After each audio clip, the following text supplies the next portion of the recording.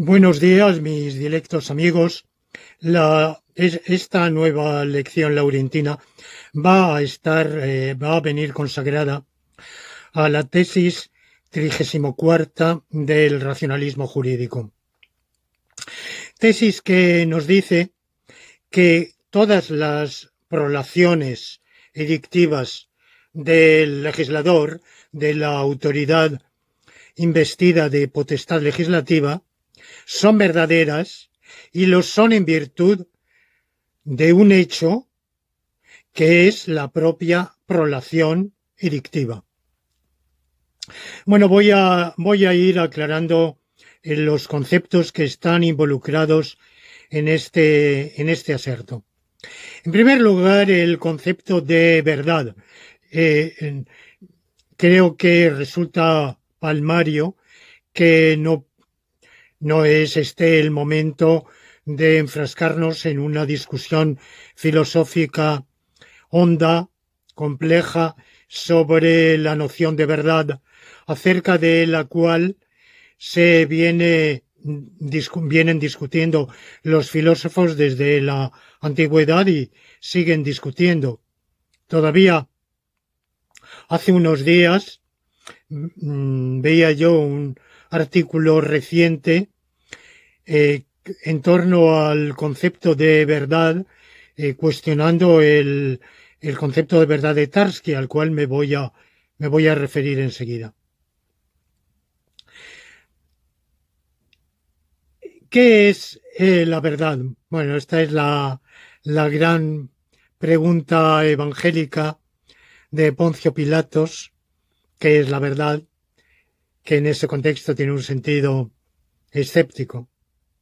¿Qué es la verdad? Bueno, ¿qué es verdad? O sea, y los filósofos han venido debatiendo sobre el concepto de verdad.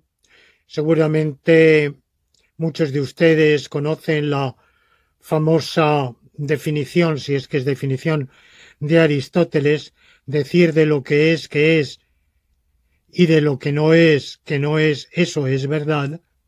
En cambio, decir de lo que es, que no es, o de lo que no es, que es, eso es falsedad, eso es falso.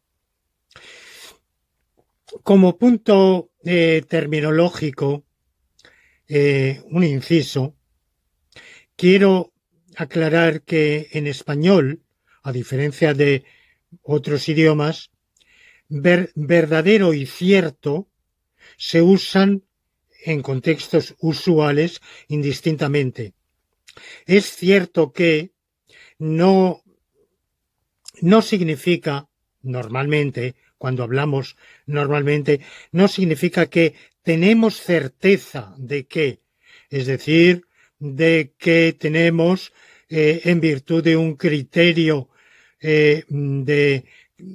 cognoscitivo suficientemente acreditado, podemos afirmar con seguridad, o sea, con certeza, certidumbre, como dicen algunos, pero la palabra española correcta es certeza, que tal cosa es así. No, en los contextos más normales es cierto que es un modo de decir es verdad que, porque en español el adjetivo es verdadero que es un poco insólito, es un poco rebuscado. Por consiguiente, en ese modo normal de hablar, decir es cierto que equivale a es verdad que. Bueno, hay otra célebre formulación de o dilucidación de en qué consiste la verdad, que yo considero mejor, que es la de San Agustín. Decir la verdad es decir lo que existe. Y decir falsedad es decir algo que no existe. Verdad aquí significa existencia. Pero los medievales van a entender la verdad, muchos filósofos medievales, escolásticos, de otro modo. La verdad es una relación entre determinados objetos mentales, los juicios, y la realidad. Los juicios pueden corresponder a la realidad, ser adecuados a la realidad, o pueden ser inadecuados a la realidad. Es lo que se llama el concepto correspondencial o adecuacional de la verdad. ¿Qué quiere decir exactamente corresponder o ser adecuado? Aquí hay más o menos explícitamente una noción de reflejo. Igual que hay espejos que usamos y que, digamos, reproducen una imagen correcta de lo en ellos reflejado, y hay espejos deformantes. En realidad, en un espejo deformante, que deformante en cualquier sentido, porque agranda, porque alarga o ensancha, bueno, podemos decir que ahí la imagen no queda adecuadamente reflejada. Y en algún sentido de la palabra, esos espejos no reflejan mal o no reflejan la realidad. Bueno, pues de un modo u otro, la idea subyacente a ese concepto correspondencial de la verdad es que la imagen mental en un juicio erróneo, en un juicio falso, no refleja correctamente la realidad tal como ésta es. Mientras que en un juicio correcto sí refleja la realidad según ésta es. Lo que pasa es que esta doctrina, que la inmensa mayoría de nosotros aceptaría gustoso, porque de algún modo incorpora nuestra noción normal de lo que queremos decir cuando hablamos de verdad o falsedad, es muy difícil de dilucidar de manera clara. Pues claro, se puede decir cuál es el parecido entre los conceptos y las cosas de las cuales son conceptos. ¿Cuál es el parecido entre un juicio y un hecho? Un hecho puede ser un acaecimiento instantáneo sin que el juicio sea un acaecimiento instantáneo. Un hecho puede durar miles de años sin que el juicio dure miles de años. Un hecho puede ser catastrófico y el juicio no lo es. Es decir, que las propiedades del juicio no son del hecho, no son propiedades del juicio. Y en ese sentido hay un problema en saber en qué consiste la similitud, el parecido o la mismidad, si se quiere llevar más lejos, entre el hecho y el juicio, si es que el juicio es algo que está en la mente y constituido por entes mentales, como pueden ser los conceptos enlazados judicativamente enlazados. Hay, por tanto, aquí se plantea un problema, y es el de saber, cuando hablamos de verdad, a qué entes atribuimos la verdad o la falsedad. Los filósofos medievales solían atribuir verdad o falsedad a los juicios, y los juicios son entidades mentales, entes que están dentro de la propia mente, por tanto, entes espirituales inmateriales. De ahí la dificultad de saber cuál es la similitud entre un ente espiritual y un ente material, un hecho material y un suceso o entidad espiritual que sería el juicio. En la escolástica tardía hay un cierto desplazamiento que tiene que ver con el nominalismo. El nominalismo va a tender a prescindir de los conceptos y los juicios y va a abogar por una dualidad entre nombres o palabras por un lado y cosas por el otro. Ese intermedio, ese eslabón mental intermedio de los conceptos y los juicios, que había sido propio del conceptualismo, va a quedar relegado y se va, por tanto, a plantear la dualidad entre las palabras y las cosas y las oraciones y los hechos. Aunque es verdad que en esta filosofía medieval es problemático hablar de una ontología de hechos, hay precursores tardomedievales de una ontología de hechos, pero verdaderamente los hechos como realidad, como entes reales del mundo, aparecen muy tardíamente a finales del siglo XIX y comienzos del XX. Y sobre todo con Russell, con el atomismo lógico, pero bueno, de algún modo podemos decir que ya con Frege, con filósofos relacionados con la fenomenología como Brentano, hay un precedente de el reconocimiento de unos entes en el mundo que son los hechos o algo parecido. En Frege no son exactamente los hechos, pero no voy ahora a extenderme con la ontología del gran filósofo y matemático alemán Gottlob Frege, pero bueno, hay algo parecido.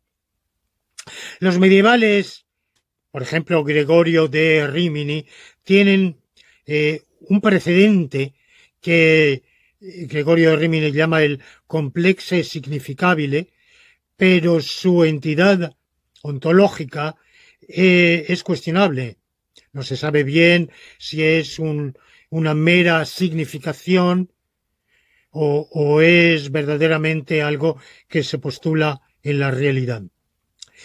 Bien, los filósofos tardomedievales y sobre todo los lógicos, este gran lógico, grandísimo lógico veneciano, Paulo Veneto o Pablo de Venecia, elaboró toda una serie de teorías semánticas que han sido rescatadas por los historiadores de la lógica del siglo XX, especialmente por Bohensky. Y bueno, digo Bohensky porque yo conozco su producción a través de Bohensky. Sin duda hay especialistas que han trabajado sobre la obra de Paulo Veneto, le han dedicado tesis doctorales, investigaciones. Es un grandísimo lógico y filósofo del lenguaje, quizá más filósofo del lenguaje que propiamente lógico. Y Paulo Veneto va a estar muy preocupado por la noción de verdad. Y va a plantear la noción de verdad en torno a la célebre paradoja de Eubúlides, que tiene varias denominaciones: paradoja de Eubúlides, paradoja de Epiménides, paradoja del embustero, de liar, se dice en inglés, en español der Lügner en alemán, en español a veces en vez de embustero se dice el mentiroso. Es una paradoja que parece que el primero que la formuló fue el filósofo lógico megárico o estoico, Eubúlides,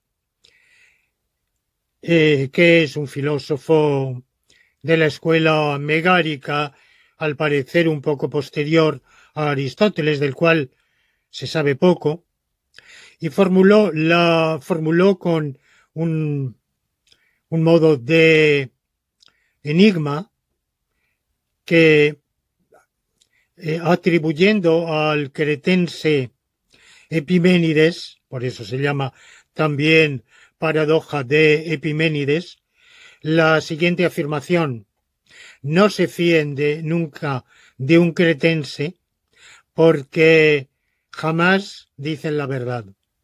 Él es cretense. Entonces, si lo que dice es verdad, su propia afirmación es falsa.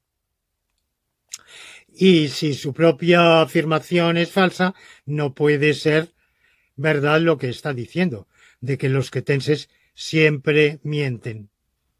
Bueno, esta es una primera formulación que en estricto rigor no es paradójica, simplemente el aserto en esa generalidad no puede ser verdadero, pero hay una formulación más refinada de la paradoja de Eubúlides, del embustero, es el siguiente aserto: este aserto es falso.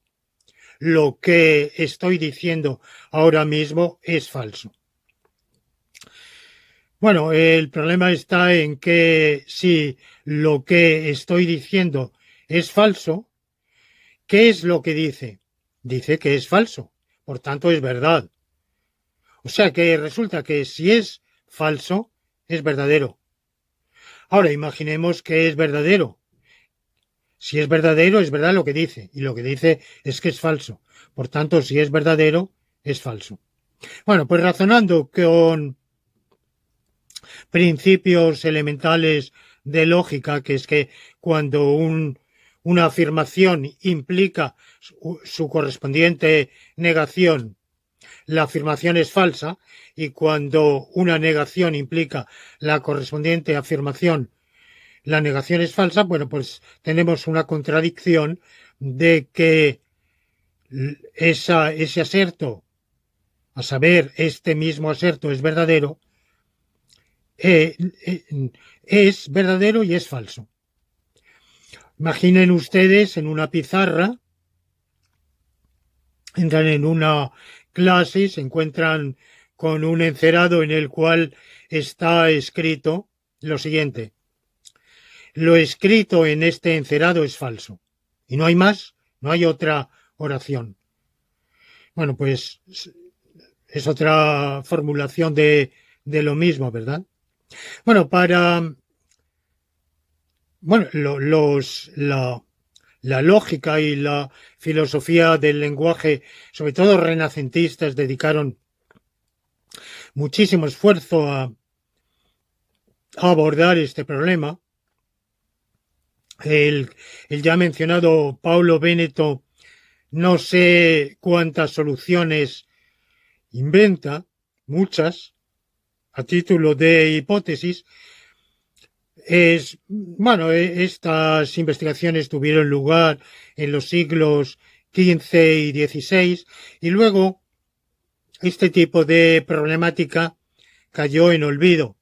Los filósofos posteriores que reaccionan contra la escolástica van a considerar que todo eso son argucias, elucubraciones, especulaciones innecesarias, y el problema va a ser retomado en serio, en parte por los lógicos de la segunda mitad del siglo XIX, pero sobre todo ya en el siglo XX, y evidentemente todos o muchos conocemos el enorme esfuerzo que hizo Tarski, Alfred Tarski, el gran lógico polaco, en los años 20 y 30 para abordar este problema de las paradojas semánticas. Y lo que él propone es un desnivelamiento.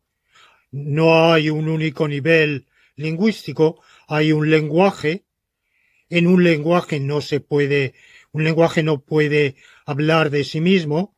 Luego hay un metalenguaje en el cual se puede hablar del primer lenguaje o lenguaje objeto, un tercer metalenguaje y así sucesivamente. Entonces, el predicado de verdad es un predicado de un lenguaje de nivel n que se aplica a oraciones de nivel n-1.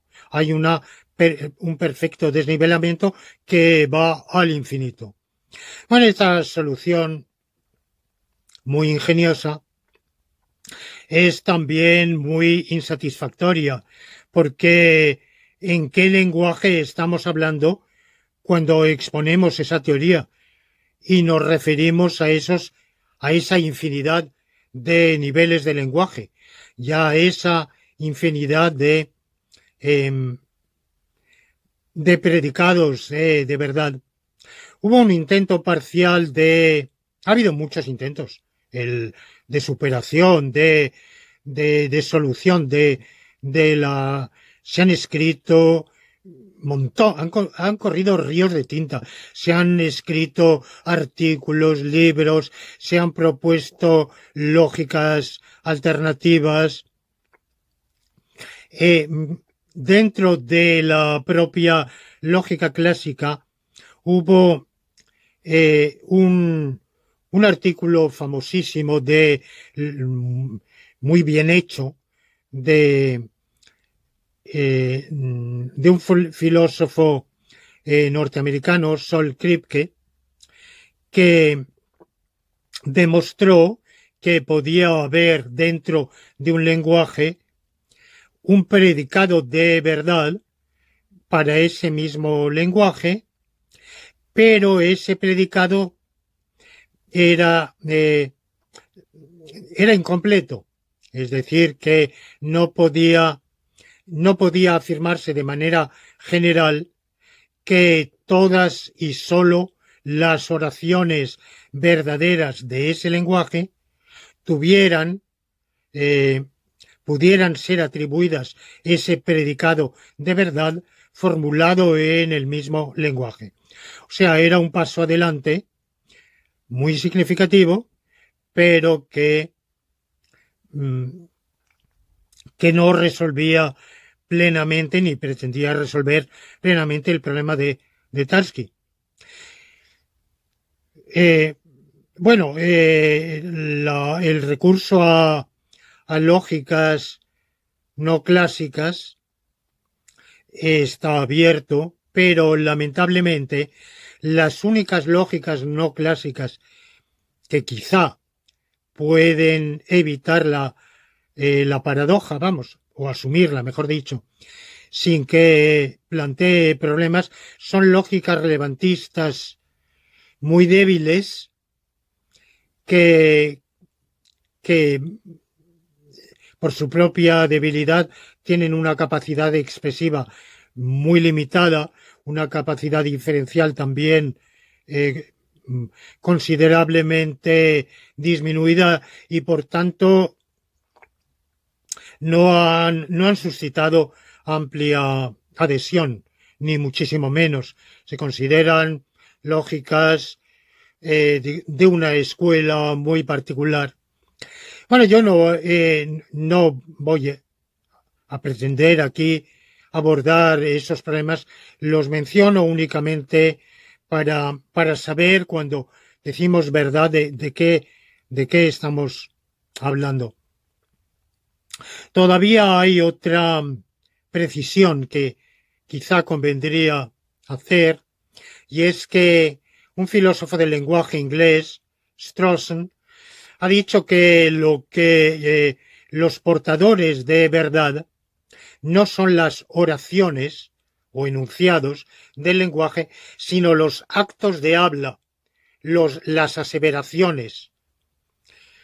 ¿Qué diferencia hay entre una oración y un acto de habla? Bueno, la oración está ahí, puede ser una oración escrita, puede ser un ente ideal del lenguaje. La hierba es verde, que es verdad, o la hierba es roja, que es falso, pero que son entes de ideales, como todos los entes que forman la lengua, a diferencia del habla.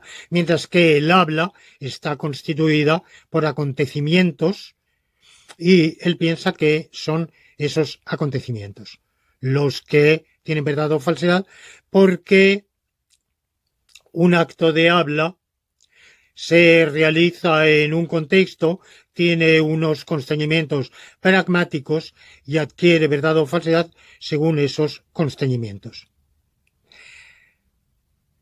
Hay otros filósofos que han considerado que el error que llevó a Tarski a su complicada teoría fue atribuir verdad a oraciones del lenguaje, y que lo que tiene verdad o falsedad no son oraciones, sino los contenidos de significación de las oraciones, que es lo que se ha llamado en inglés propositions, que se ha traducido también al español como proposiciones. El problema está en que aquí nos enzarzamos en una tremenda confusión terminológica o lexicográfica, porque los medievales llamaban propositio en latín a lo que nosotros llamamos oración.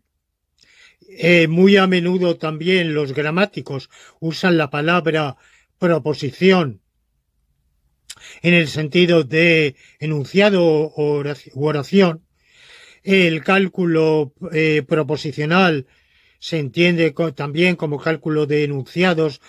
Bueno, hay un problema de confusión, pero en fin, dejando de lado eso y admitiendo que la proposición sea un contenido significacional o intencional, el problema está en saber exactamente qué es eso, ¿no? Y finalmente algunos han considerado que el contenido de la oración es el hecho que la oración denota. La oración denota un estado de cosas.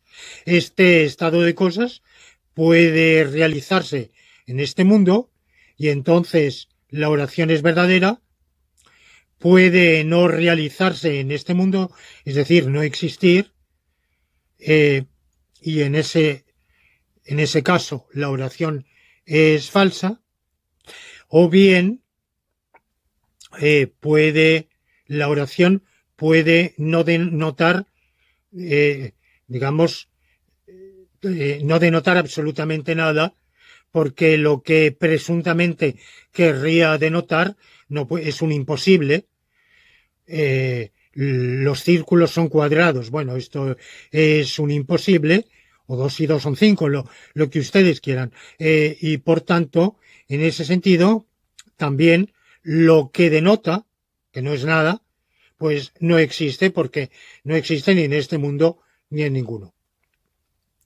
Bueno, aquí podíamos dar un paso más y decir, bueno, es que, puestos a eso, la verdad propiamente es la existencia. Y ahí le damos la razón a Santo Tomás. Decir que es verdad lo que alguien ha afirmado, es decir, que existe el hecho denotado por su afirmación. Bueno, quédense ustedes con la teoría de la verdad que quieran.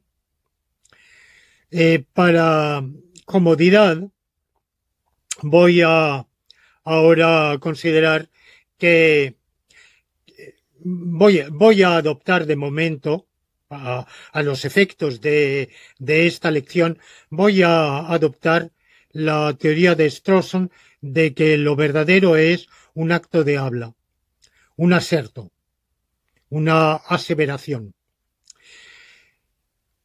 Pero a la vez voy a considerar que esa aseveración es verdadera cuando por ella quien está hablando denota un estado de cosas existente, y es falsa cuando denota un estado de cosas inexistente o no denota absolutamente nada porque dice un imposible.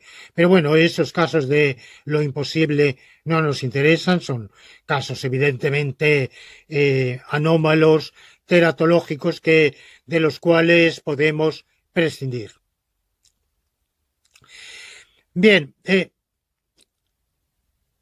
por consiguiente, la verdad, el decir que un aserto es verdadero, es decir que, o estriba en que exista lo que se ha dicho, lo que se dice, en que exista el hecho que, que denota la oración así aseverada, para hablar con mayor rigor.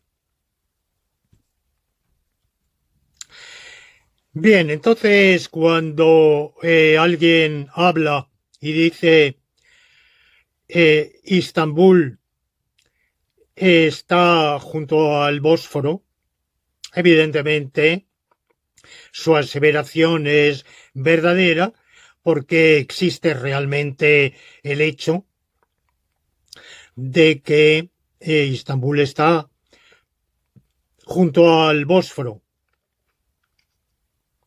Quien diga Tegucigalpa está en México, al decir eso está diciendo algo falso porque no existe el hecho de que Tegucigalpa esté en México. O sea que a la mayoría de los efectos prácticos es verdad que equivale a existe el hecho de que. Es verdad que la Tierra es redonda, equivale a existe el hecho de que la Tierra es redonda. Es verdad que Nueva York es la sede de la ONU, equivale a existe el hecho de que Nueva York es la sede de la ONU. Y no tiene nada de extraño que, por lo menos en algunos ordenamientos jurídico-procesales, el tribunal pronuncie como resultado del juicio la afirmación, el juicio, el hecho se declara absueltos a los acusados porque el hecho no existe.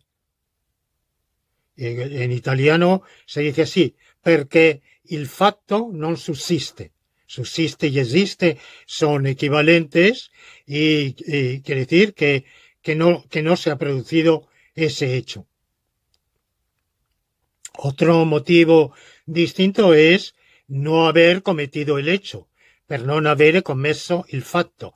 Por ejemplo, ¿ha habido un homicidio? Sí, lo ha habido, pero que lo haya habido es una cosa y que lo haya cometido el acusado es otra.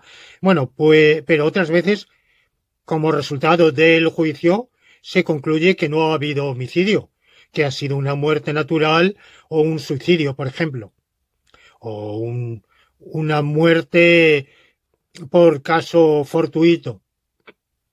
Por tanto, no ha habido homicidio, por tanto, el hecho no existe.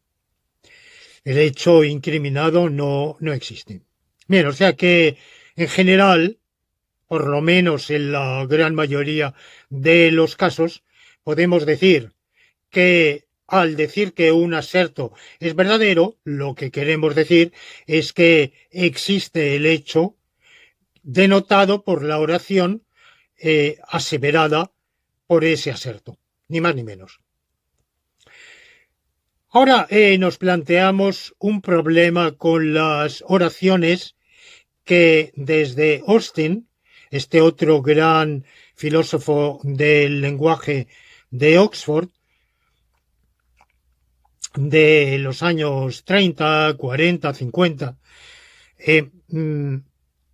Austin formuló con su famosa teoría de los performativos. En su artículo enormemente influyente, How to Do Things with Words, cómo hacer cosas con palabras. Bueno, pues en ese artículo, Austen plantea el problema de aquellos asertos, él no los considera asertos, prolaciones, digamos, utterances en inglés, que de ninguna manera podrían ser falsos. Como por ejemplo, prometo, pregunto, ordeno te ordeno que vengas. Bueno, eso podrá estar bien o mal. O incluso el que dice eso podrá estar haciendo o no un acto de habla jusivo, de mandamiento, según el contexto. Por ejemplo, si yo estoy ensayando y lo digo eso ante un espejo, no estoy impartiendo ninguna orden. O si la relación que me une con alguien no es propicia para dar orden alguna. Entonces, con esas palabras, yo no estoy haciendo ningún mandamiento. Lo mismo con un acto de habla interrogativo. Para que un acto de habla sea interrogativo, pregunto qué hora es, o simplemente qué hora es, pero es igual. Bueno, hace falta que haya un interlocutor y que medie entre los interlocutores un contexto, un entorno elocutivo adecuado para que el interlocutor entienda lo que digo y sea alguien capaz de contestar. Si le pregunto a mi gato qué hora es, evidentemente estoy formulando esas palabras, pero no estoy realizando ninguna prolación, ningún acto de habla cuestionativo o interrogativo, porque evidentemente el gato no me va a contestar. O si se lo pregunto a un bebé, exactamente igual. Bueno, pues esos actos de habla especiales que empiezan, aunque no necesariamente, con un verbo principal como pregunto, ordeno,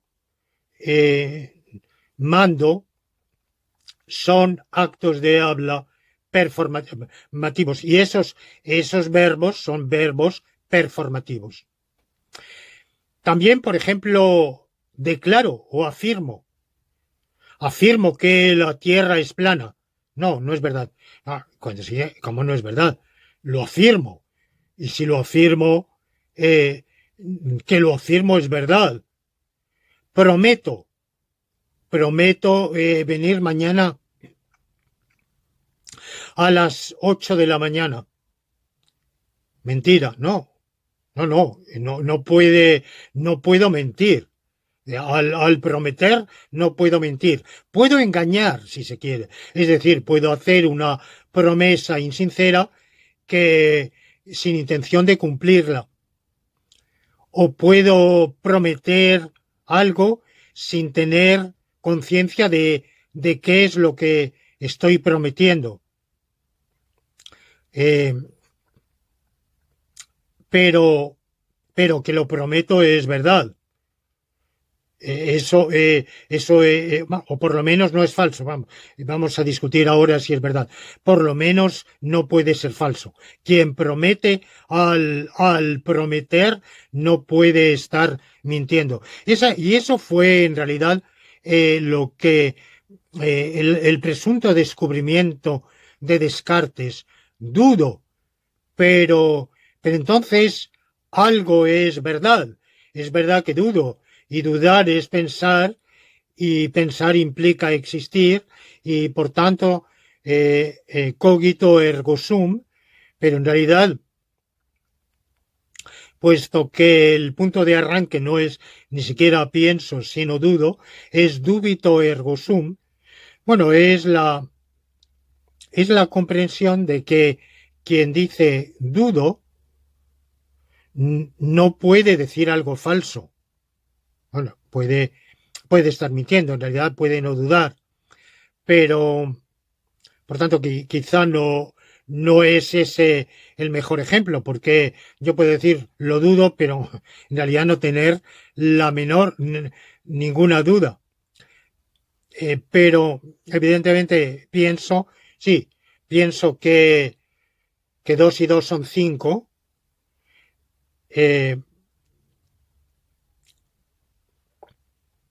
Bueno, en realidad puedo no pensar que 2 y 2 son 5.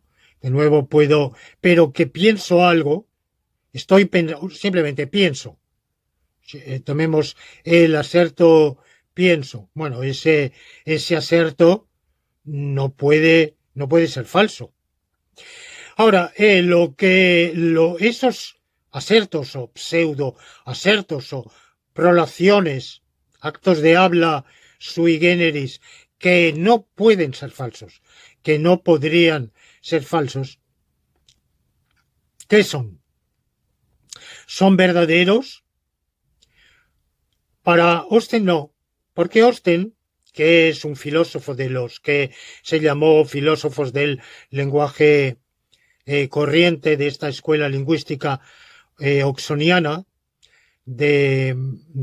influida por el último Wittgenstein, que se fue gestando en Oxford entre los últimos años 30 y los años 50, 60 del siglo XX, que fue muy influyente y que después, bueno, fue cediendo en influencia a otras corrientes dentro de la filosofía analítica, pero en la filosofía británica ha seguido gozando de, quizá en modalidades un poco más atenuadas, de influjo nada desdeñable.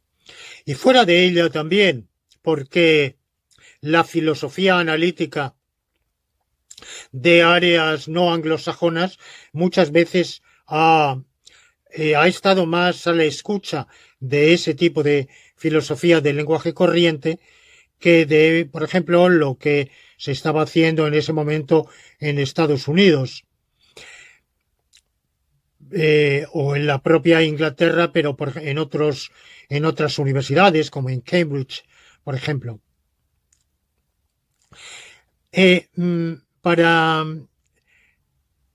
Para esa filosofía lingüística hay un principio que podemos asociar a Wittgenstein, al último Wittgenstein, que es el principio del contraste.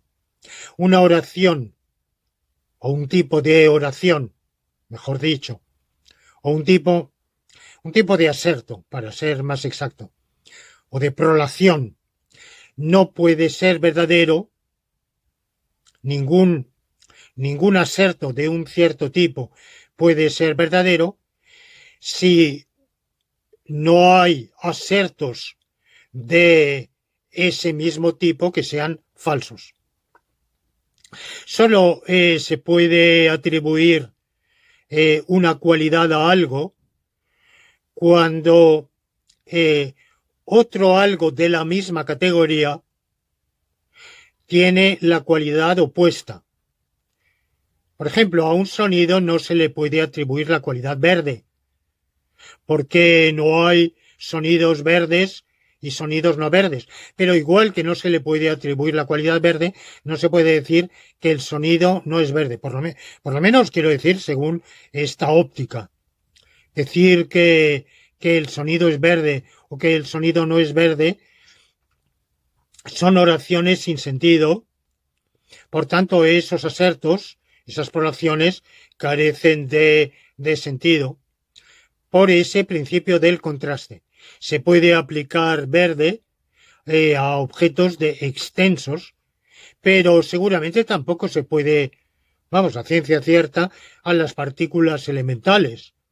No se les puede decir ni que son verdes ni que son no verdes, ni por tanto atribuirles verdor o negarles verdor, tienen sentido. Y al no tener sentido no son prolaciones ni verdaderas ni falsas. Bueno, pues según estos filósofos, las prolaciones con performativos no son ni verdaderas ni falsas, son sui generis, son autorrealizativas porque evidentemente al realizarse una prolación con uno de estos verbos performativos se está creando un hecho, se está creando un estado de cosas que no preexistía a la prolación, pero la prolación en sí misma no es ni verdadera ni falsa. Este punto de vista va a venir cuestionado y rechazado por Quine, que a quien en general Quine en diversos capítulos en diversos componentes de su obra ha tratado de reemplazar la dicotomía sentido sin sentido por la dicotomía verdad-falsedad.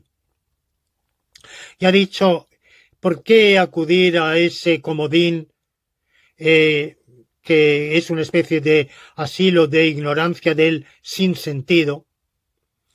Esa tiniebla, esa noche en la cual todos los gatos son pardos del sinsentido.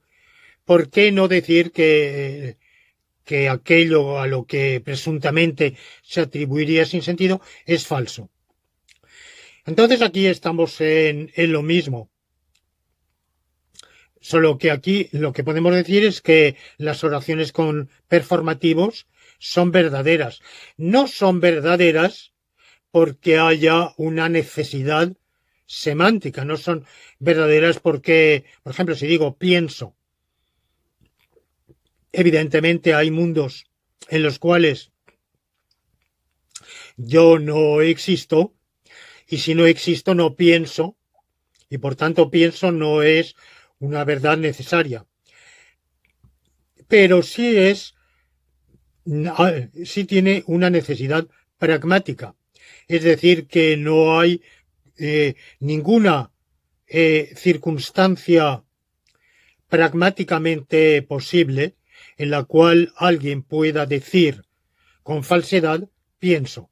Luego es pragmáticamente por una verdad necesaria, pero con necesidad pragmática, no semántica.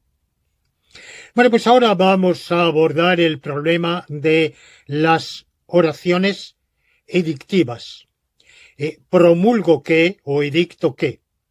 Edicto que todos los obligados tributarios que obtengan renta superior a 12.000 euros al año presenten una declaración de la renta. Me dirán ustedes, ese concepto del obligado tributario, hay que aclararlo. Muy bien, hay que aclararlo. Aclarado como quiera que sea el concepto, el legislador promulga esto. Promulgo que, dicto que todos los obligados tributarios que cumplan esa condición presenten una declaración de la renta en tal fecha, de la renta anual en tal fecha. Es un acto promulgatorio, edictivo, para mí. Yo sé que edictar una norma y promulgarla no es lo mismo. Edictarla es darle validez jurídica. Promulgarla es hacerla conocer, con lo cual se perfecciona esa validez jurídica. Un acto jurídico edictado, pero no promulgado, no se incorpora al ordenamiento jurídico, tiene que, por tanto, son dos actos complementarios, pero no deja de ser cierto, primero, que es un distingo bastante sutil, del cual en la teoría del derecho muchas veces se prescinde y se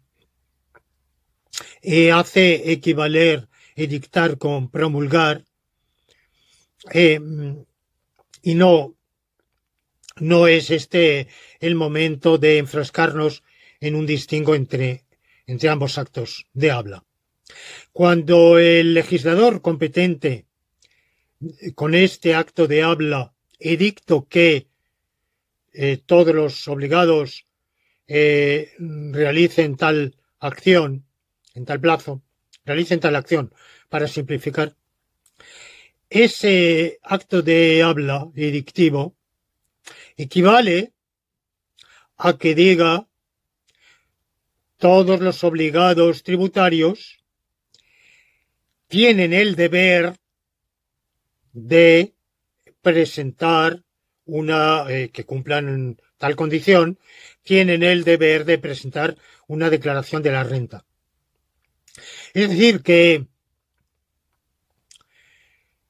hay una equivalencia, es una equivalencia no semántica, sino pragmática, que en mi libro Visión Lógica del Derecho he tratado de dilucidar por qué y en qué ambas prolaciones son pragmáticamente equivalentes y sin embargo son semánticamente no equivalentes.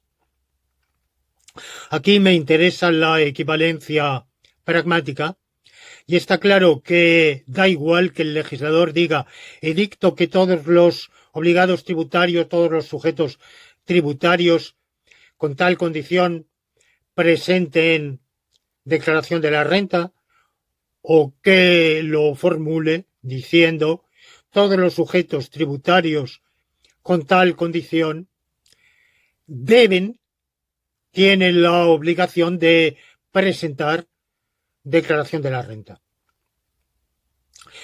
A estos efectos, pragmáticamente son equivalentes y da igual que el legislador lo diga de un modo u otro.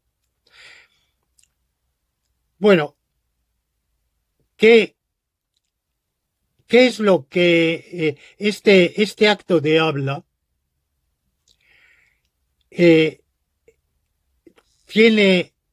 tiene verdad? Nos preguntamos cuál es su estatuto alético. ¿Tiene verdad? ¿Es falso? ¿Es otra cosa? Ni verdadero ni falso. Es ¿qué cualidad podemos atribuirle?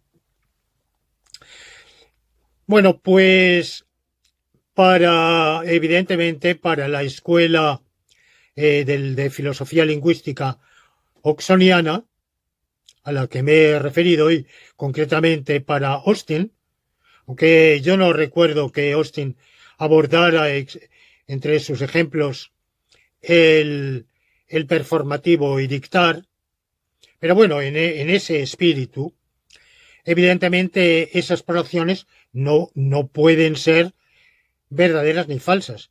No pueden ser verdaderas porque sería imposible que fueran falsas. Si el legislador dice mando, que es, bueno, es otra, no es que mandar y edictar sea exactamente lo mismo, mandar tiene varias acepciones, pero una de las acepciones válidas es la de edictar, disponer también. Hay diversos verbos en las leyes, en los decretos suelen terminar con ese estribillo. Así lo dispongo por el presente precepto que mandando a todos que lo cumplan, o cualquier formulación parecida o similar. Bueno, pues dispongo que, edicto que, mando que, preceptúo que, o los equivalentes en ese contexto, los equivalentes pragmáticos, es obligatorio que. Bueno, pues esas prolaciones hechas por el legislador, ¿eh? Estoy planteándome el caso de que tales poblaciones las esté formulando el legislador, aquel individuo u órgano investido de la capacidad legislativa eh, competente, o aquel entramado, porque puede ser un acto conjunto. Ya sé que estoy simplificando, que en la realidad puede ser, por ejemplo, una combinación de varios órganos, pero creo que ustedes comprenderán que en este contexto tenemos que prescindir de ese tipo de complicaciones. Bueno, pues cuando el legislador, para simplificar, digo, el legislador preceptúa algo por cualquiera de esas fórmulas, eso que hace, ese acto de habla del preceptuar, ese acto de habla preceptivo o edictivo, para los oxonianos no sería ni verdadero ni falso. Y los oxonianos, ese ámbito, esa escuela de filosofía del lenguaje, digamos que yo diría de la filosofía analítica pre-quineana, anterior a la obra de Quine, ha influido mucho también en los filósofos positivistas del derecho, y en los lógicos deónticos, que incluso posteriores, pero que han estado más atentos, han recibido quizá, digamos, con un efecto retardado, más ese tipo de filosofía del lenguaje que la que posteriormente se realiza bajo la impronta de Quine. Y de ahí ha venido la famosa paradoja de Jürgensen. Jürgensen es un filósofo del derecho danés que se plantea un dilema, el dilema de que los enunciados deónticos, al ser proferidos por el legislador, no pueden ser verdaderos ni falsos, y por tanto las obligaciones, los derechos, las prohibiciones, en la medida en que son formulados por el acto edictivo del legislador, carecen de valor veritativo, y cómo así es posible que tengan consecuencias lógicas. Es la famosa paradoja de Jürgensen o dilema de Jürgensen, que los lógicos de inspiración positivista, en el caso del mundo de habla hispana, por ejemplo, Alchurrón, los dos grandes lógicos argentinos, Alchurrón y Buliguín, han asumido con su elaboración, su dicotomía bastante conocida de la concepción alética y la concepción expresiva de las normas. Bueno, ellos dicen las normas, sería más exacto decir los preceptos, pero todos ellos parten de este supuesto de que lo que dice el legislador en ese acto de habla no puede ser verdadero ni falso. No puede ser verdadero porque evidentemente tampoco sería falso. Ahora bien, con ello están abocados a otra paradoja, que es la siguiente.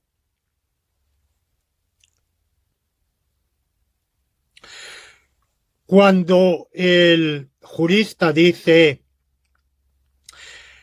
en los sujetos tributarios que perciban más de 12.000 euros anuales tienen obligación de presentar una declaración de la renta, está diciendo una verdad. Eso que dice es verdad.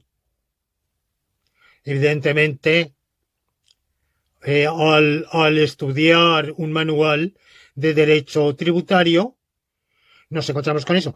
Pero podría estar equivocado, porque podría estar haciendo una formulación que a lo mejor eh, ha, ha sido en parte derogada por otro precepto posterior que ha establecido una excepción.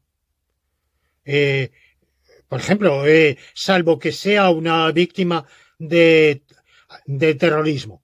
Supongamos que hay un precepto posterior y que dice que las víctimas de terrorismo quedan exceptuadas de la obligación de presentar declaración de la renta. Bueno, pues su aserto, evidentemente, no es verdadero. Sería verdadero otro más restringido. Todos los sujetos tributarios que perciban más de 12.000 euros y no sean víctimas del terrorismo están obligados a presentar declaración de la renta. Pero eso ya es otro aserto diferente. Y evidentemente, las disputas en la dogmática jurídico-penal, jurídico-civil, jurídico-administrativa, jurídico-internacional, evidentemente contienen discrepancias acerca de si es legal o ilegal tal conducta, si es lícita o ilícita. Por ejemplo, cuando recordaremos la guerra de Estados Unidos contra Irak o Mesopotamia, como yo prefiero llamarla, en abril de 2003, bueno, pues hubo una opinión en el mundo abrumadoramente mayoritaria de que no ya el juicio político, que ese es otro asunto, sino el juicio jurídico de que era una guerra ilegal, pero evidentemente la posición oficial de los Estados Unidos de América y del Reino Unido de la Gran Bretaña fue que era una guerra legal, no solo justificada, políticamente justificada, sino legal, porque ellos consideraban que estaba amparada por una decisión previa, una resolución previa del Consejo de Seguridad de la ONU. O sea que si una conducta es lícita o ilícita, obligatoria o no obligatoria, prohibida o no prohibida, esto es materia muy a menudo de debate jurídico.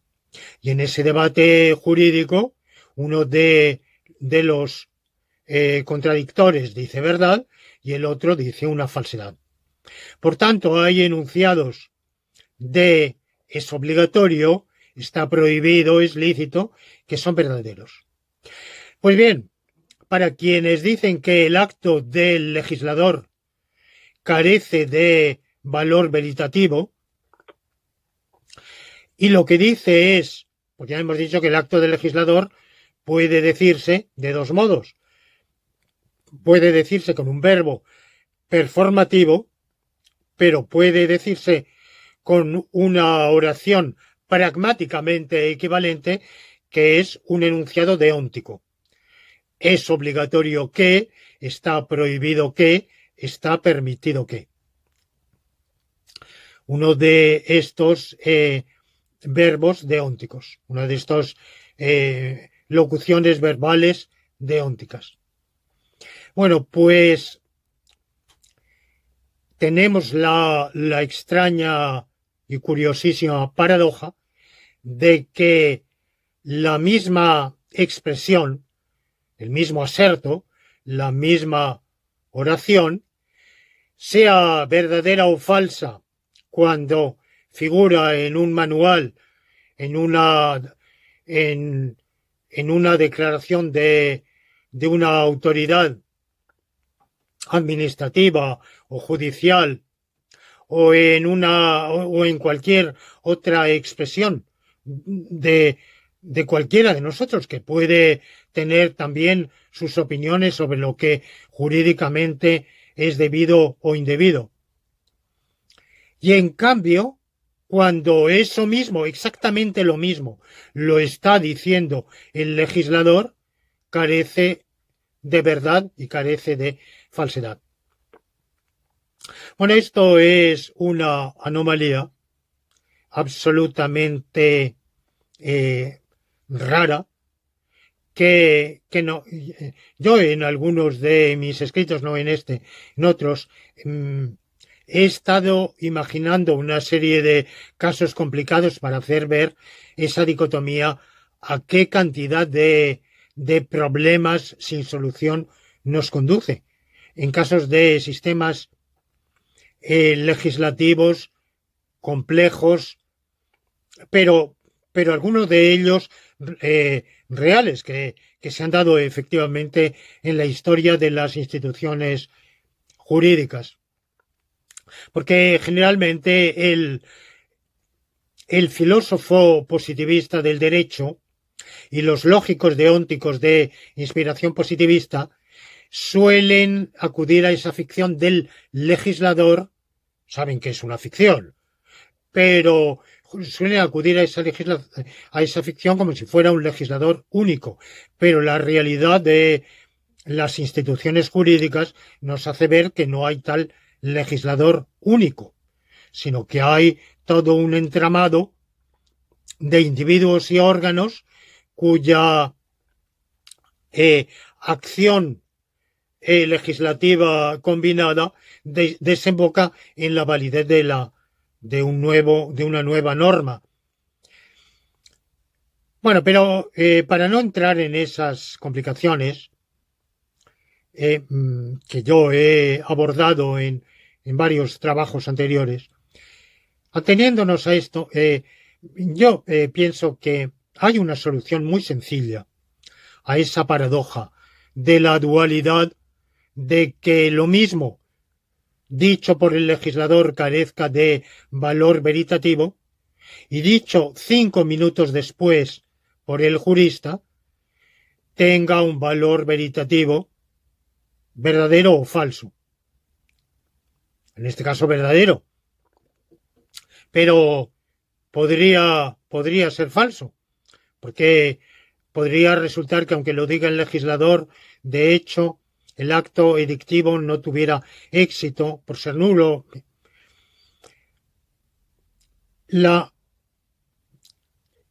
Mi punto de vista es el de Quine.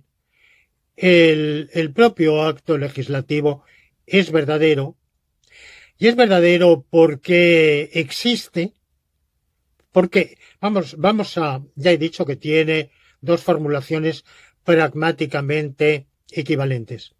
La primera, preceptúo que suceda tal cosa, y la segunda, es obligatorio que suceda tal cosa. Primera formulación, por consiguiente. Preceptúo que suceda tal cosa. ¿Es o no verdad que el legislador que está diciendo eso está preceptuando que suceda tal cosa? ¿Sí o no? Creo que evidentemente sí. Ojo, no estoy diciendo que cualquier individuo que diga preceptúo que suceda tal cosa esté preceptuando que suceda tal cosa. Porque primero solo se requieren condiciones pragmáticas, como para cualquier acto de habla. Para cualquier acto de habla performativo. Para que se haga una interrogación, un acto de habla interrogativo, hace falta que haya un interlocutor capaz de responder. Es decir, que medie una relación, un entorno, un contexto de locución adecuado.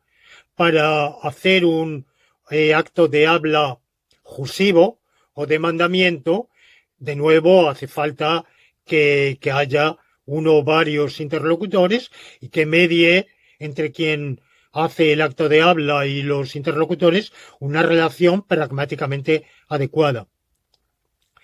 que el mandante esté capacitado por las relaciones comunicacionalmente establecidas para hacer esa imperación.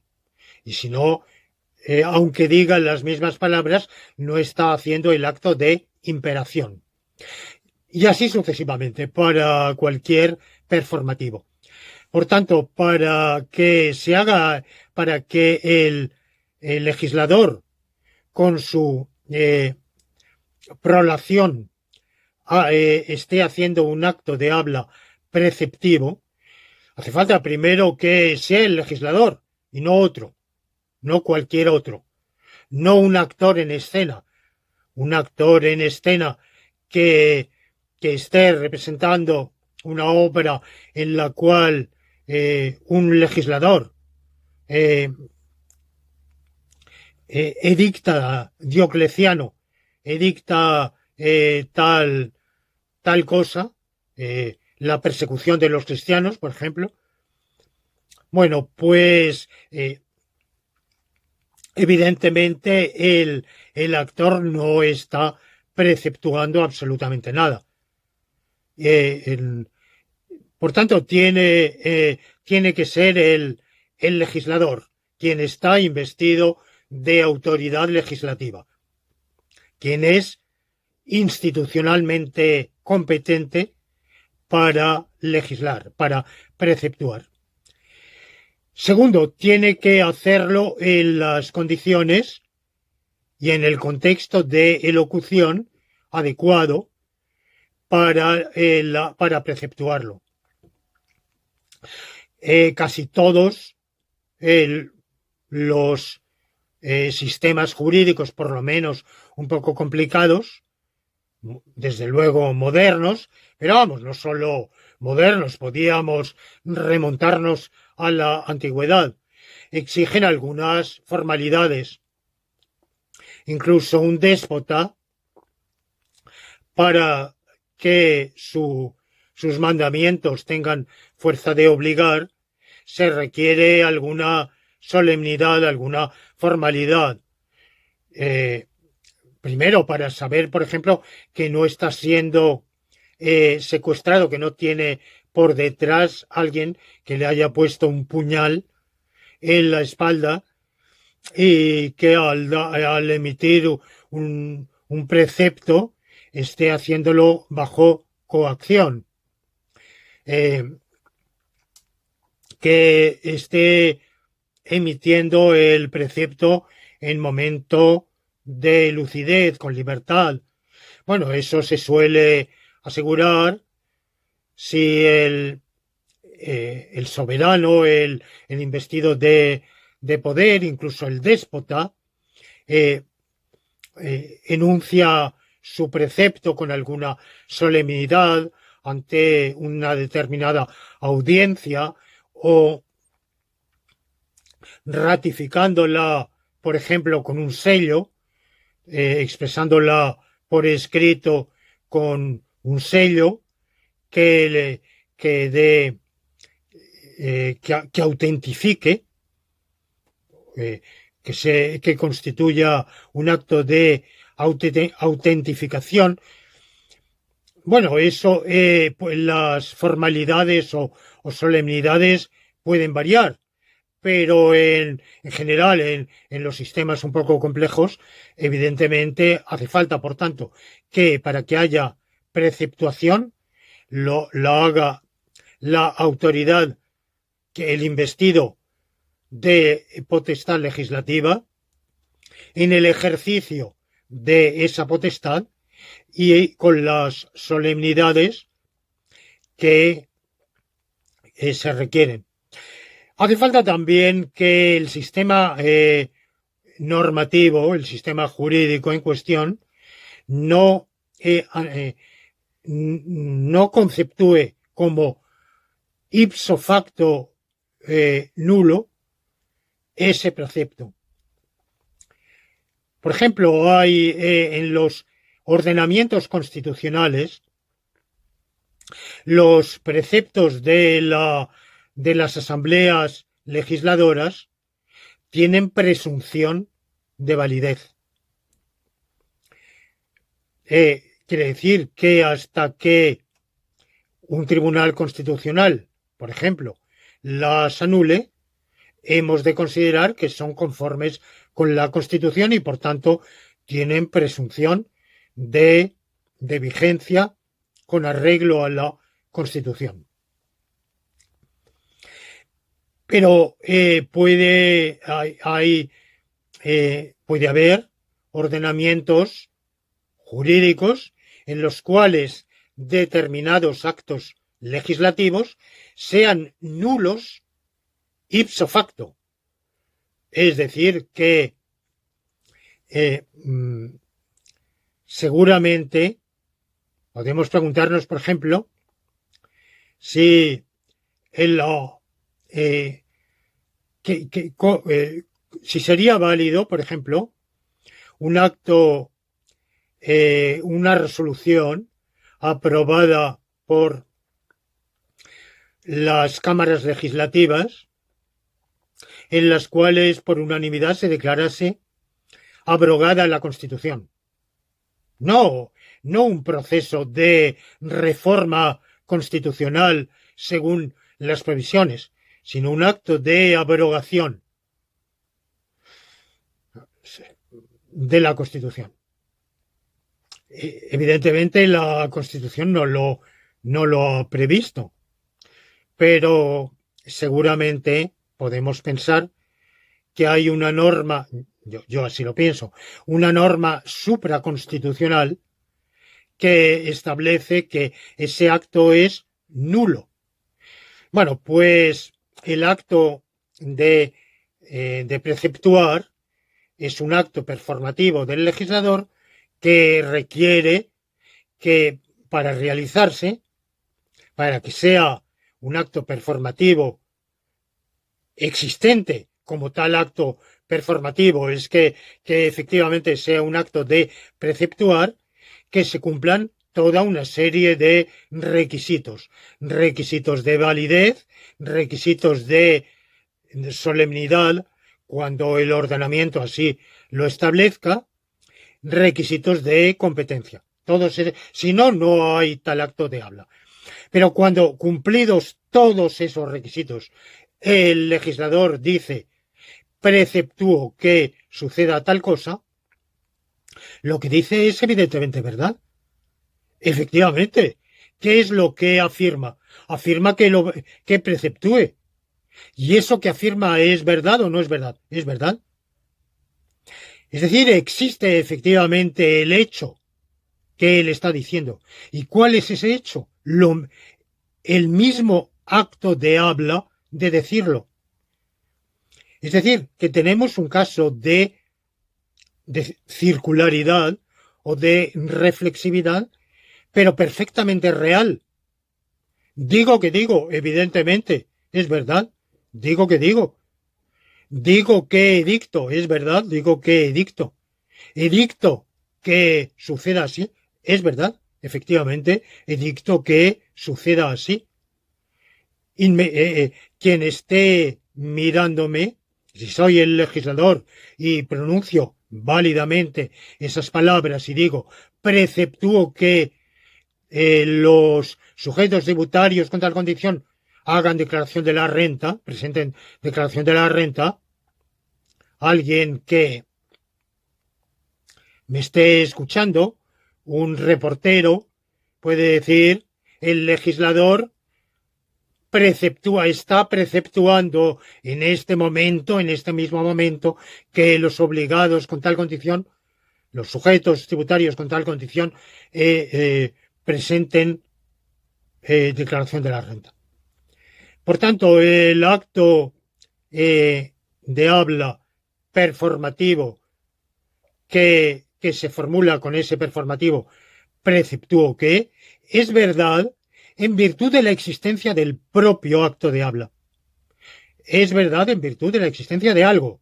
Ese algo es un hecho y ese hecho es el propio acto de habla. Y alguien dice, pero bueno, ¿cómo puede para que un acto de habla sea verdadero, tiene que ser verdadero en virtud de otra cosa? No, porque sí, generalmente es en virtud de otra cosa. Digo la hierba es verde y es verdad en virtud de que la hierba es verde, no en virtud de que lo digo. Pero si digo, eh, me pregunto si el número de estrellas de nuestra galaxia es par o es non, eso es que me lo pregunto, es verdad porque me lo pregunto. No es, no, alguien puede decir, bueno, qué pregunta más tonta. Bueno, eso es otro asunto, ¿verdad? Pero lo que hace verdad a que me lo pregunte es el propio hecho de que me lo pregunto. Y cualquier enunciado performativo es verdad en virtud de la existencia del enunciado. Ahora pasemos a la otra formulación, la formulación con un verbo deóntico. ¿Es obligatorio que, o está prohibido que, o es lícito que? En el mismo momento en que el legislador está dictando el precepto, en ese mismo momento, en ese mismo instante, está empezando a ser verdad que esa conducta es obligatoria o está prohibida o es lícita, según sea su prolación. Por tanto, lo que está diciendo es verdad. No será verdad un segundo después. ¿Por qué un segundo después y no medio segundo después? ¿Por qué medio segundo después y no un cuarto de segundo después? Y así sucesivamente. No, es en el mismo instante. Es más, de nuevo, vamos a imaginar el legislador que está diciéndolo, está formulándolo solemnemente, está formulando todos los sujetos tributarios en España que perciban rendimientos superiores a 12.000 euros están obligados a presentar una declaración de la renta. Y enfrente tiene a un jurista que simultáneamente, según lo está oyendo, dice lo mismo, exactamente la misma frase. Si ustedes quieren, claro, para oír tiene que haber una diferencia, aunque sea de una millonésima de segundo. Bueno, yo sé que la velocidad de propagación del sonido no es tan grande como estoy imaginando y que incluso si el jurista está a 1 metro o a 5 o a 10 metros, la diferencia es un poco mayor, pero eso es un hecho meramente contingente. Podríamos imaginar que fuera perfectamente simultáneo o que la propagación de velocidad del sonido fuera infinita. Y por tanto ahí lo estaría escuchando exactamente en el mismo momento. La misma frase, exactamente igual, en el mismo momento, en boca del uno, carecería de valor veritativo y en boca del otro sería verdadero. Esto es bastante asombroso y pienso que innecesario, porque efectivamente es verdad por la existencia del hecho. ¿Qué hecho? El hecho de que todos los sujetos tributarios que reúnan ese requisito tienen obligación de presentar declaración de la renta.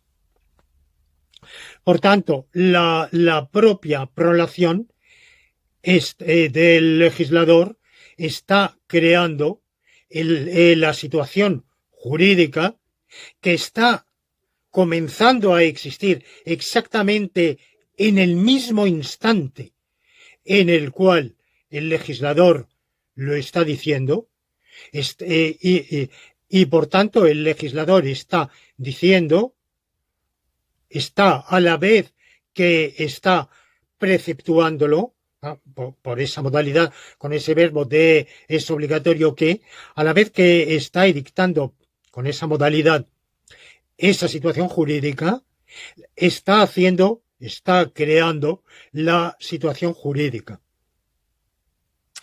Y, por lo tanto, la situación jurídica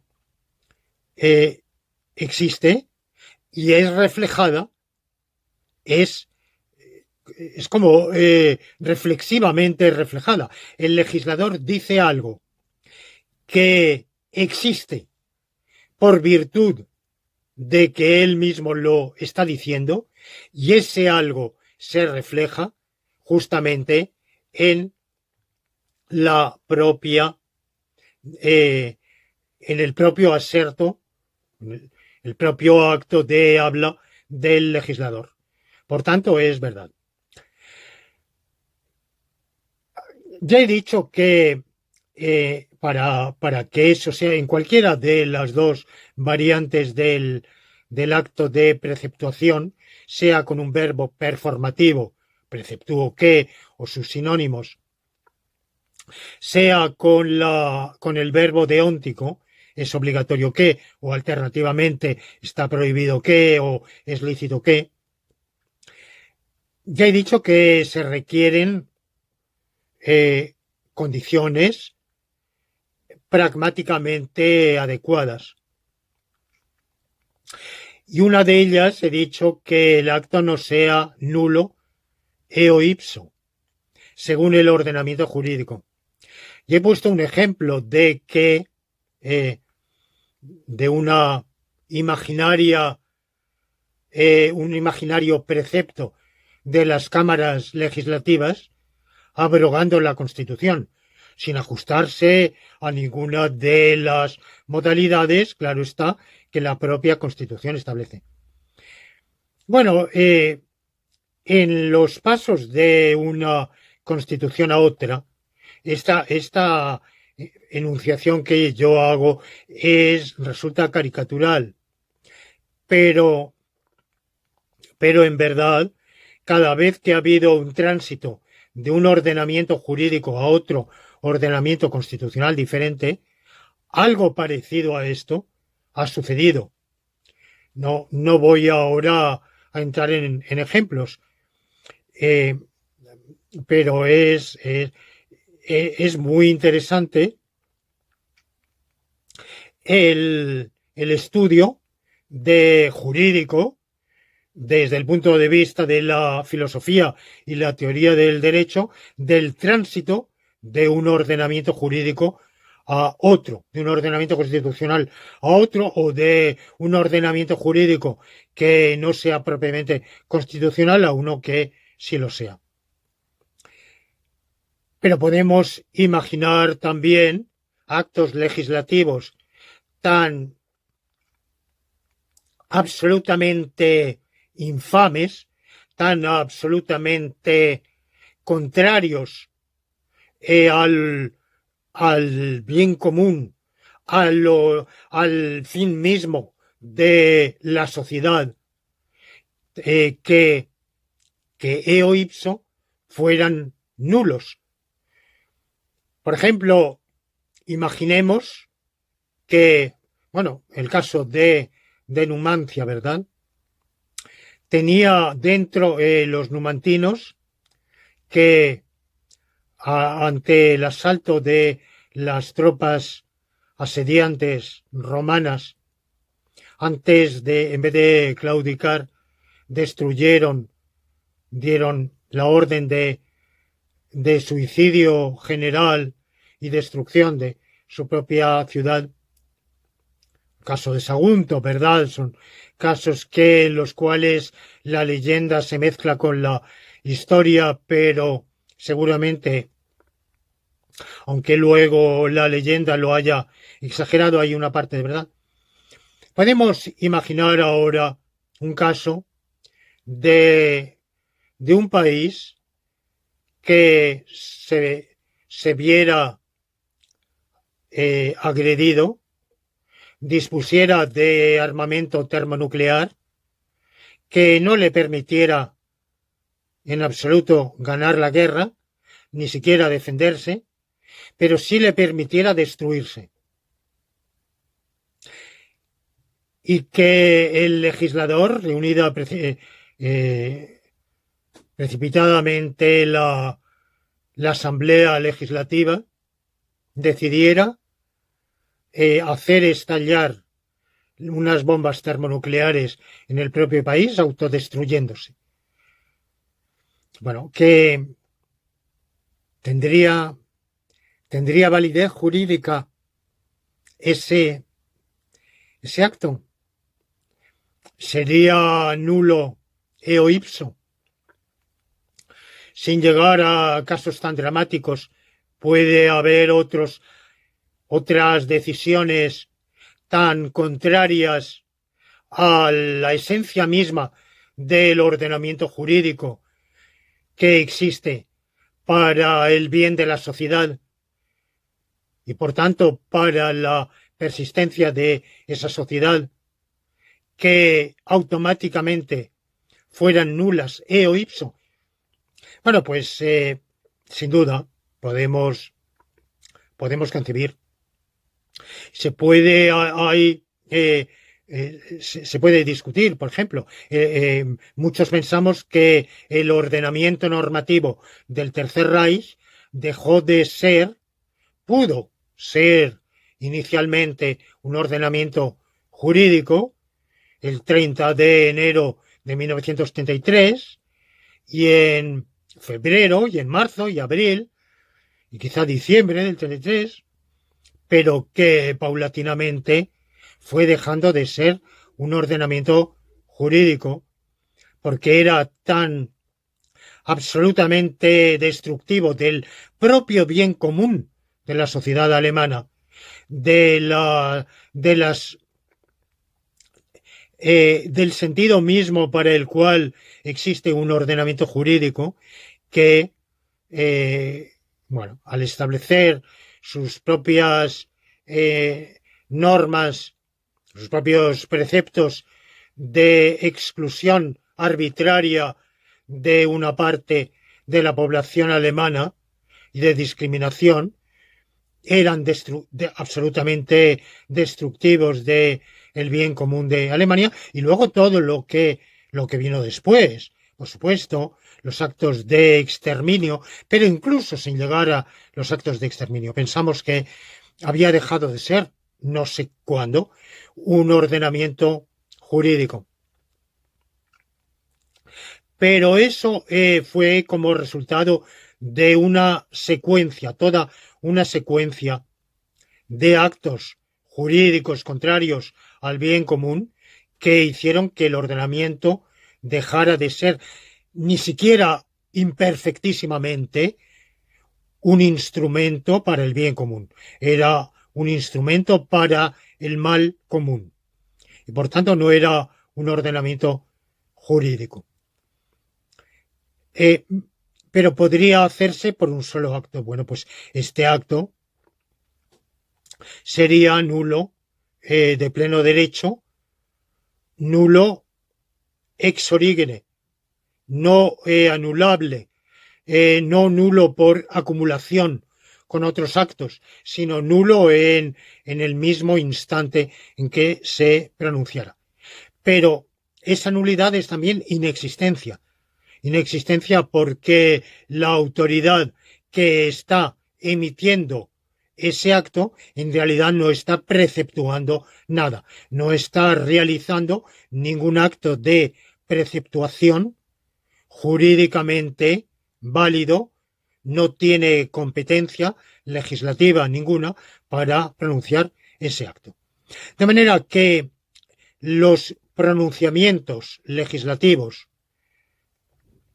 cuando cumplen las condiciones de idoneidad, condiciones de idoneidad que son la materia misma, la competencia legislativa, el estar investido de potestad legislativa, quien hace el pronunciamiento, la formulación y solemnidad adecuada, son pronunciamientos siempre verdaderos. Evidentemente, una última observación que creo que huelga, pero para evitar cualquier confusión, eso no hace infalible al legislador. Ya he dicho que hace falta que la materia sea idónea. Por tanto, el acto de habla tiene que ser de la forma preceptúo que, permito que, prohíbo que, o bien es obligatorio que, está prohibido que, es lícito que. Pero no cualquier otro aserto. Así, por ejemplo, cuando el legislador, la Constitución española de 1812, dice la religión católica apostólica romana es la única verdadera, bueno, está haciendo un aserto de que esa religión es verdadera y de que las demás religiones son falsas. Ese aserto será verdad o no o será falso, pero el constituyente no tenía competencia para decirlo. Está insertado en el texto, en un texto legislativo, que es esa Constitución, pero no es una pieza con valor legislativo. No es un componente de la Constitución con valor legislativo. Por ejemplo, las actuales leyes que tanto gustan en Francia. El pueblo francés reconoce la realidad del genocidio armenio de 1915. Vamos a ver, y de hecho el Consejo Constitucional ya ha rebajado los humos de las asambleas del Parlamento francés con ese tipo de declaraciones, diciendo el Parlamento puede hacer la declaración que tenga, pero eso no tiene absolutamente ningún valor vinculante. Cuando dice eso es como una tertulia, no tiene mayor competencia que el de una tertulia o asamblea de conocidos que se han reunido y declaran eso. No tiene absolutamente ningún valor vinculante porque solo tiene un contenido legislativo, un contenido vinculante, lo que tenga una formulación preceptivamente adecuada. O sea, que o bien lleve prefijado un performativo y dictivo, preceptúo que, dispongo que o similares, o bien lleve prefijado un operador deóntico, es obligatorio que, está prohibido que, es lícito que. Y si no, no es ese contenido así proferido, no tiene carácter deóntico, no tiene carácter normativo, no tiene valor normativo y por tanto no puede ser vinculante. Puede ser vinculante que se prohíba a nadie decir lo contrario. Bueno, estaremos obligados, si estamos en desacuerdo, a callarlo. O puede preceptuar que eso está prohibido pensar lo contrario.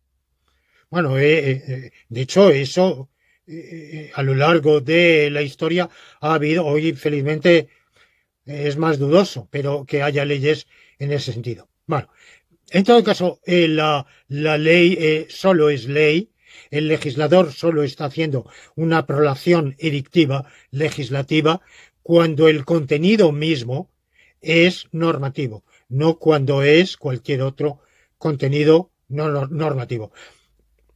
Si no, no hay tal acto de habla erictivo.